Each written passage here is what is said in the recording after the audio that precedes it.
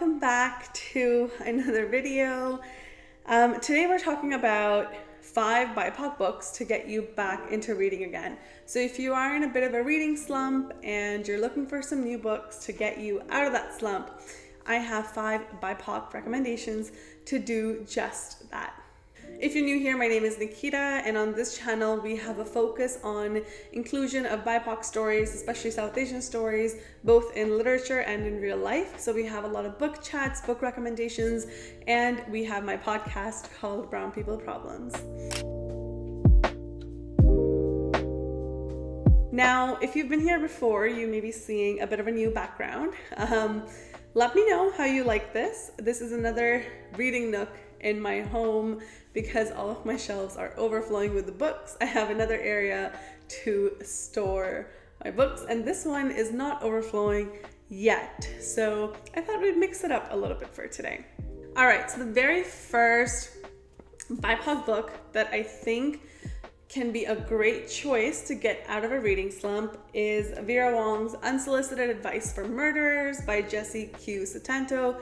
You've probably heard me talk a lot about this book, but if you haven't, it's great. When I'm in a reading slump, I need something that is quite fast-paced, that has a plot line that just keeps moving. There's no legs, there's hopefully not multiple timelines, but just one timeline, so it's easier to keep track of, because the last thing you want to do when you're in a reading slump is have a convoluted story that you have to keep track of. So this book is perfect for that. So if you haven't heard of this one before, this follows an elderly Chinese lady living in San Francisco's Chinatown. Her name is Vera Wong, not Wang, Wong, and she owns a tea shop and she lives above her tea shop. One day she wakes up and she sees a man dead in her tea shop, and so she takes it upon herself to solve this murder. Now, it's a very cozy mystery, so it has a lot of humor, it has a lot of charm, it has obviously like a murder and a mystery, but that's not the main plot line, it's just a subplot. So this is so great if you're looking for something that's just cozy and enjoyable. And this character Vera is probably one of my favorite characters of all time. She is just so sassy. She's a sassy old lady. She's funny. She's so witty. And this author, Jessie Q. Sutanto, she does a really great job of creating these really rich, vivid Asian female characters. And that's a demographic that has been missing from literature, especially an older woman character. There's an elderly woman who is American Chinese. Like, that is such a lovely representation to see. And she was so lovable. So this is definitely one of my top books for the year, and this is a book that I would recommend if you're in a reading slump. All right, up next I have Erotic Stories for Punjabi Widows by Balikar Jaswal. I have talked about this book again a lot. I had the pleasure of interviewing Bali as well on my podcast, so that'll be linked down below if you'd like to check it out. But this was a Reese Witherspoon book club pick a few years ago, and it's actually really great. So the title is brilliant because it just reels you in, and I haven't met a single person who hasn't been curious about what this book is about. The title is Erotic Stories for Punjabi Widows. Now, this book is hilarious. So it has a lot of comedy, a lot of great cultural commentary. There's a mystery element to this too. There's a lot of intrigue, and it has something for everyone. So essentially it follows the story of a young woman, a young South Asian British woman living in England, in Southall particularly, and she's, kind of like in between jobs. She's really kind of discovering herself. She's in this like interesting phase of identity formation. But anyway, she is looking for a job because she's in between jobs. So she gets a job at her local temple to teach English to these older ladies, and older South Asian Punjabi ladies. Now, she is very like unassuming. She just like takes it up, and the story takes off from there. So what ends up happening is, instead of being an English class, this ends up being a fun place for these older widows to gather and start exchanging erotic stories, whether it is from like their own experience or from their sexual fantasies. And this was so funny. It's really quite cheeky in some places. but it had, again, such lovely cultural commentary because, again, older, like geriatric women is not a niche, like not a demographic that we see, especially when they're women of color. So it's really, really interesting to see. And they were just so lovable. There's this amazing friendship and chemistry that forms between these women, and especially Nikki and this group. And of course, there's some like drama in here too, and cultural commentary, because like it's sponsored by like the temple, I believe. So, you know, there's like that risk of being like found out. So they're like tiptoeing around people. So it adds a lot of fun to the story. But it's really such a nice, liberating story to read. Like, you really see these women practice this liberation through writing and storytelling. And that was really, really incredible to see.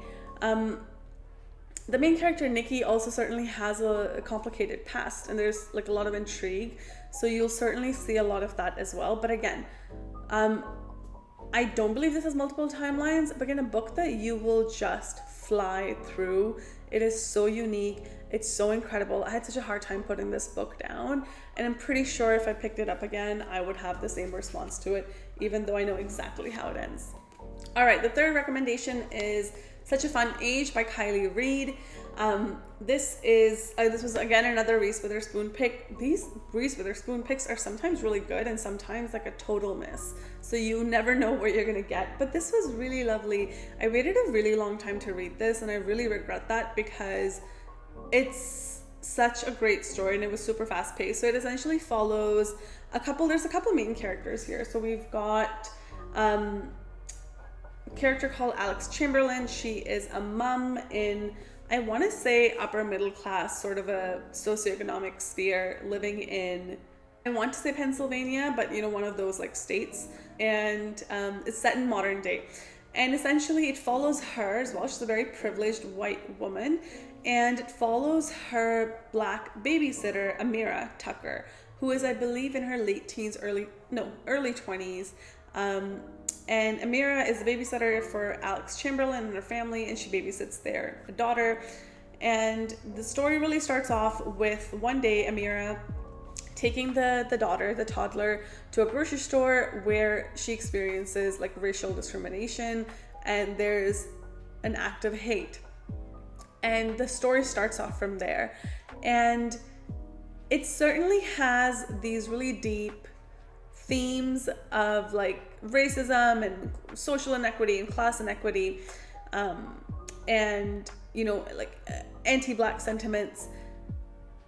And despite those themes existing, it was still so much fun to read. It is very fast-paced, so you see the perspectives switch between Alex and Amira, who really forms this lovely attachment to this like little girl that she babysits, but she's very conscious of how she fits in to this family of privileged white folks who on the surface appear to be very woke and very supportive of the Black movement, but things are not so simplistic as that. So you certainly see how racial discrimination is so layered, and it's so systemic, but it's also so layered and so nuanced that even folks who think they're completely woke and they are not racist end up doing things that they shouldn't be, or saying things that they shouldn't.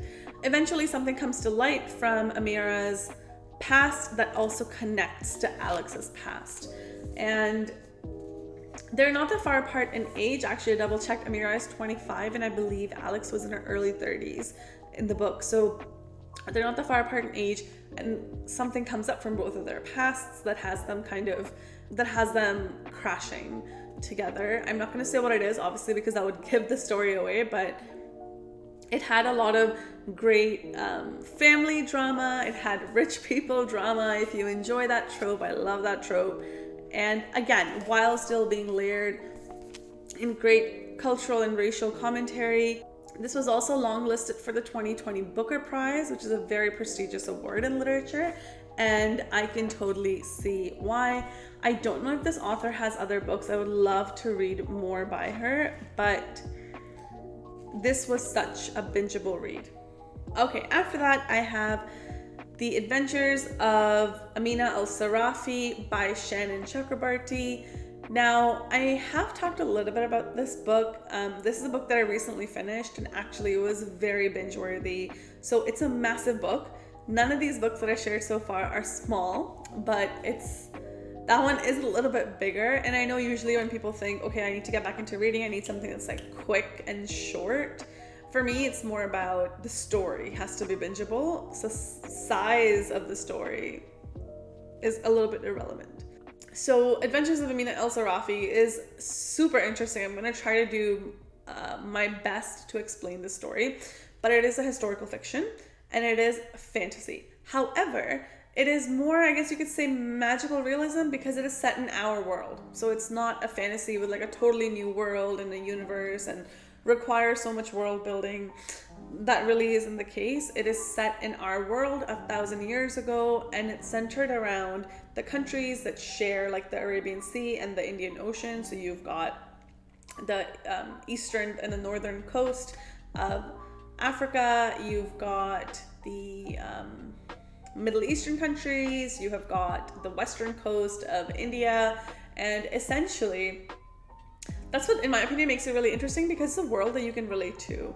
But it basically starts off with Amina Al-Sarafi, who is a retired pirate, a very notorious retired pirate who has just, gone into sort of like a hiding, and she's done with piracy. But a woman shows up and makes her an offer that she can't refuse. So Amina decides to go back to her boat and assume the life that she had before. They certainly do travel between all of these incredible places, and it's so fascinating because there's something always happening. Like every chapter there's something going on that keeps moving the plot along. At no point do you feel like the plot is slowing down to the point where you feel bored. You constantly want to read the next chapter and the next. It's not too fantasy heavy either. So I know usually fantasies are hard and sometimes to binge because there's so many new terms that you need to become familiar with and this new world that you need to become familiar with. But that is not the case with Amina Al-Sarafi, because it is our world just 1,000 years ago. And if you are a history buff, you will really appreciate it because the author does a great job of weaving in like cultural and social and political commentary from that time. There seems to be like a nudge to the Crusades in there. But if anybody else has read it, let me know. Like, am I right on my timeline? Is it really the Crusades? But it was just so interesting. So I will say that by the end of it, I was a little bit done with it. I'll share more about that in my review at the end of the month, but I still think it was a great bingeable book that if you are struggling to find something that just, has you staying up because you want to finish it, or you're having a hard time putting a book down, like this would be a great contender for that. There's a lot of adventure, there's a lot of chaos, there's a ton of lovable characters that are complex, but without complicating the story, if that makes sense. So you still have the focus on Amina and Amina's goal. And it was just so nice to see a female pirate. I am not someone who reads like pirate stories. That's actually the only reason that kept me from picking this book up for so long, is that the prospect of reading about like piracy and like pirates just never interested me. It's not a subgenre that I like, but I really enjoyed Amina. So if you also enjoy historical fiction, it really seems like this author, she has done a lovely job digging into like the scholarly past of like the religion and of those countries, and you know that she knows what she's talking about. So I really appreciate that, because a really big pet peeve of mine is historical fiction that doesn't sound like historical fiction, like the characters have 21st century lingo, or they are behaving in ways that was not socially acceptable at that time. like grossly exaggerated and like very different from how the world was or how we've been told it was at that time. So some books just like don't fit into the category of historical fiction despite being set in the past, but Amina alsarafi certainly does. All right, and the last BIPOC recommendation that I have is The Davenports by Crystal Marquis. And this is a book that I actually just finished a couple days ago. And this is my first time reading it. Obviously, it's a YA. And I know I said a couple months ago that I was done with YA. I think I have outgrown it. But you know what? I will take that back. I really enjoyed this book. So this book is loosely inspired by true events about 100 years ago. So we're looking at 1910 Chicago, and it follows a rich, prominent Black family in Chicago. And I really liked how the author said in her note towards the end, she said voices of privileged and wealthy Black individuals from that time just have really been erased, or they don't exist, or we don't talk much about them, when they were a really big part of the economy at that time as well. And you know, a lot of them journeyed from being enslaved to, like especially in this book, from being enslaved to becoming these really successful entrepreneurs and business owners and contributing to the economy of the country. So this book is really about that. So it follows this Davenport family. They've got 2 daughters, 1 son, but it's mainly centered around like our main character, Olivia. She is the eldest daughter, and it's YA in the sense where they're navigating very YA issues. So, you know, navigating, finding their place in the world and their identity and love. And there's this fun for me reading just this really like amazing, like a mishmash of who likes whom. And I really enjoyed that. There's definitely nudges to the social and the political climate at that time without it being the central theme of the book, which I wish there was a little bit more of that, but I can understand that might take away from it being more of a YA, and it may become like an adult literary fiction at that point. But I really enjoyed the characters. I thought it was a lot of like drama to get you going from one chapter to the next. It wasn't my absolute favorite, but it was certainly very binge worthy because I had been feeling like in a bit of a slump lately these last couple of weeks, and I wasn't sure what I wanted to read. So I was really glad that I picked this up. It really reminded me of, if any of you have read The 1,000th Floor by Catherine McGee, and that book also is great. Like that series is like Gossip Girl in the future because it's set in the year 2100 something. So it reminded me a little bit of that in the sense that just the characters were so complex with like teenage problems, and they were all friends and they knew one another, and there was constantly one thing after the other that was going on, without any of it seeming like too petty. I think my problem with YA is that some of it now at this stage in my life, when I read it, just I can't relate to it. It feels a little bit too juvenile sometimes, and it's not to invalidate someone who might be experiencing those problems, but just in this phase in my life, like it doesn't feel like I can really relate to that anymore. You know what I mean? So this book, nothing about it was too juvenile. These are very real sociopolitical problems that are affecting this Black family.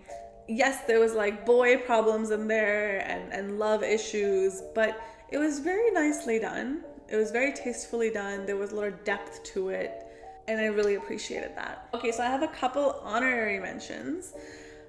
These are not BIPOC stories or BIPOC authors, but they were incredibly binge-worthy, and I think I can't not share them in this video. I think I would just be depriving you of a couple more options.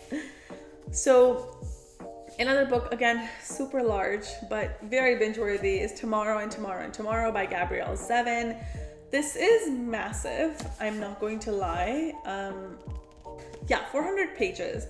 So not what you think of when you think of a binge, like a quick binge-worthy read. This was by no means quick. It took me a couple of weeks to get through, but it was incredible. I really enjoyed this book. This is literary fiction, so it's not YA, it's literary fiction. I thought it was YA for the longest time, which is why I never read it. And it centers around these two characters. Starts off in the mid-90s at the Harvard campus, and you've got Sadie Green and Sam Masur, two friends from the 90s, and it follows their friendship from then to the present day. So it's multi-perspective too. There's a third person involved as well who shows up a little bit later in the book. So it is multi-perspective, but it's just simple yet complex story of like human friendships, love, because essentially these two characters they love each other, but they're not in love each other, if you know what I mean. And it follows their friendship and how they eventually become video game developers, and it follows them into their 30s. And that premise does not sound interesting at all when I say that, because even when I heard it first, I was like, video game developers, it's not something I know much about or feel enthusiastic about, so why would I read about that? But it was actually very interesting to read about that specifically. So this was such a lovely surprise. I was up till 2 a.m. reading this book every time I picked it up. I could not peel myself away from it. It is so fast, it is so gripping. Gabrielle Zevin has you on your toes the entire time. You become so involved with the characters, so emotionally involved with them.